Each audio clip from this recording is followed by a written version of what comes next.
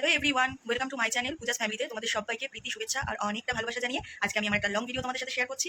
তো এখন বাজে হচ্ছে প্রায় 10টা আর আমি বেশ 1 ঘন্টা আগে ঘুম থেকে উঠেছি। তো আজকে ভিডিওটা করার কারণ হচ্ছে আজকে আমি আর আকাশ একটু বেরোবো দুজনে। তো যাচ্ছি হচ্ছে টেপির বাড়ি। তো বিয়ের প্রায় অনেক মাস পর আজকে টেপির বাড়ি যাচ্ছি একসাথে সবাই মিলে একটু টাইম স্পেন্ড করতে। তো চলো সারাদিন কী করবো, কোথায় যাবো, কী খাওয়া দাওয়া করবো, সব কিছুই আজকে তোমাদের সাথে শেয়ার করবো। তো সাথে থাকো আর পুরো ভিডিওটা দেখো, আশা করি তোমাদের ভালো লাগবে। তো চলো এখন আর কথা বাড়াবো না, সাথে থাকো। রেডি হয়ে গেছি, একদম একটা সিম্পল লুক। এই যে জাস্ট এই কুর্তিটা পরেছি, ইচ্ছে ছিল জিন্স টপ পরা। ইনফ্যাক্ট ও বলেছিল আমাকে জিন্স টপ করতে, বাট আমি বেরও করেছিলাম, বের করেও ইচ্ছে হলো না যে জিন্স টপ করবো, কারণ কি জানি একটা মুড হচ্ছে না আমার জিন্স টপ পরার। তো বলছিল জিন্স টপ করে নিতে পারতে, না একদম কমফর্টেবলি আছি। তো ঠিক আছে, তো চলো অনেকটাই লেট হয়ে গেলো, এখন প্রায় 12টা বাজে। 12টার ভিতরে বেরোবার ইচ্ছে রয়েছে। ও স্নান করতে গেছে, খাওয়া কমপ্লিট হয়ে গেছে, এখন আসবে, রেডি হবে, দেন বেরাবো আমরা। ফাইনালি রেডি হয়েছে, একটু লুকটা দেখিয়ে দাও শোনো। এতক্ষণ বাদে রেডি হয়েছে আর আমি দুটো জিনিস অ্যাড করেছি, এটা হচ্ছে চেন আর নাকেরটা পরলাম। এবার মনে হচ্ছে একটু ঠিকঠাক লাগছে, একটু আগে যে দেখিয়েছিলাম সাদামাটা লাগছিল পুরো। চলো অনেকটা লেট হয়ে গেছে, বেরানো যাক। বেরিয়ে পড়েছি দুজনে মিলে বেরিয়ে পড়েছি।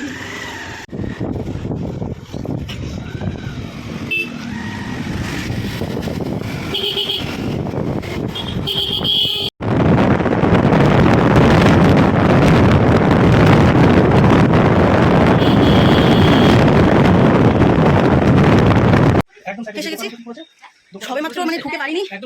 দেখো বৃষ্টি পড়ছে, দেখো বৃষ্টি পড়ছে, দেখাচ্ছি না।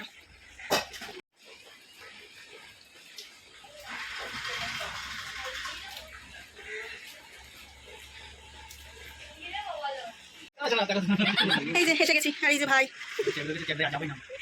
সবে মাত্র ঢুকেছি আর বৃষ্টি নেমেছে। কত মানে কপালটা ভালো যে ঠিকঠাক টাইমে ঢুকে গেছি, নইলে পুরো ভিজে কাক হয়ে যেতাম। যদিও মাথায় হালকা জল পড়েছে, যা ঠিকঠাক টাইমে পৌঁছে গেছে আর অসুবিধা নেই। চলো হ্যাঁ, সব প্রিপারেশন হচ্ছে, রান্না বান্না। ও বাবা, দেখেছো এই হচ্ছে একটা মেয়ে, মানে এর একটা হ্যাবিট, জানে বাড়িতে লোকজন আসবে। হ্যাঁ বেলা কটা, 2টো আড়াইটে বাজে, ওনাকে রান্না হয়নি। এবার বল তুই এই বেলা 2টো আড়াইটে এসে তুই রান্না করছিস, খাবো কি বল? যাক আর কি করা যাবে, এর হ্যাবিট এ ধরে লাভ নেই, এর এটা অভ্যেস আর এইভাবেই আমাদের মেনে নিতে হবে, কিচ্ছু করার নেই। চলো দেখি, আসলাম। না না এই এসেই দেখলাম ভালো হয়েছে, খুব সুন্দর লাগছে। এটা জন্মদিনে গিফট পাওয়া, আমি বললাম অ্যানিভার্সারিতে হয়তো। সুন্দর হয়েছে, ভালো লাগছে বেশ, আমি একটা বানাবো এরকম।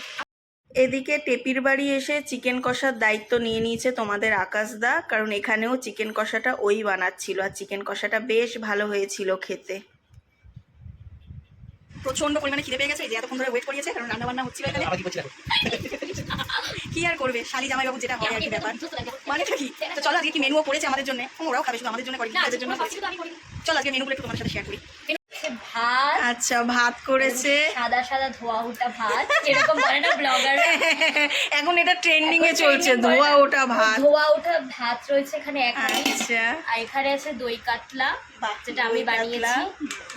আর এখানেও চিকেনের ঠ্যাং, এটা যাই না, ও মানে গিলে মেটে যেটাকে বলে, সমস্ত কিছু দিয়ে, স্টমাক, ঠ্যাং। আর এখানে স্পেশাল চিকেন কষা আমার জিজু বানিয়েছে। এই যে তোমাদের আকাশদা বানিয়েছে। যদি তোমাদের একটু খাওয়াতে পারতাম না, সিরিয়াসলি খুব ভালো করে। লাল লাল ঝাল ঝাল দেখতে, লাল লাল ঝাল ঝাল চিকেন কষা এরকম। চলো খাওয়া স্টার্ট করি। আরে বোঝো না, শোনো, এটা হচ্ছে আমার কাজ, না টাইম পাস। এটা হচ্ছে টাইম পাস। হ্যাঁ সোজাকে দে না রে বাবা, ওদেরকে দে আগে। ঢং, ওইসব ঢং করবে না। এটা ছেলে গেলে মেয়ে ছেলেটা কি বাড়ি চলে আসে নাকি? এবার সময় বেটা ছেলেদের আগে সব কিছু ব্যাস। তুমিও নাও, তোমারটা একটু দেখিয়ে দিই। এই যে চওড়াই ভিডিও করছিস তো নাকি? হ্যাঁ তাহলে ঠিক আছে, আমি সব চওড়া দেবো।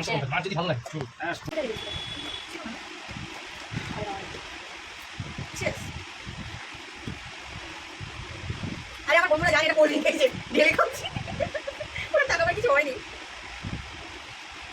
এত খাওয়া দাওয়া করেছি, সিম্পল মেনু ছিল কিন্তু ভীষণ হাটকে মেনু ছিল। দই কাতলা আর একটা আস্ত এত বড় চিকেন লেগ পিস, ব্যাস।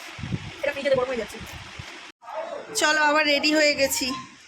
এই যে ওখানে ভাই রেডি হয়েছে, টেপি রেডি হয়েছে, এদিকে তোমাদের আকাশদাও রেডি। এখন যাচ্ছি আমরা একটু ঘুরু ঘুরু করতে টেপির বাড়ির থেকে, সবাই একসাথে। ওখানে বৌদি দেখে, বৌদি একটু হাই করে দাও। বৌদি হাই করছে।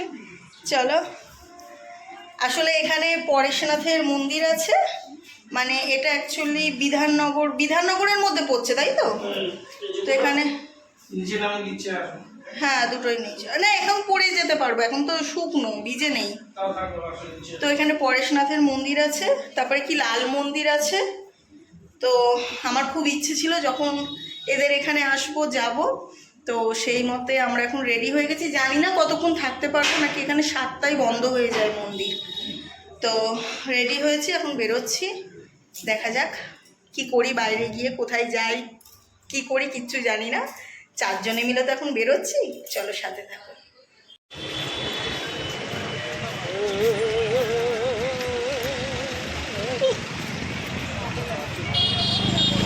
ওদিকে গিয়ে গেলে পরে হতো।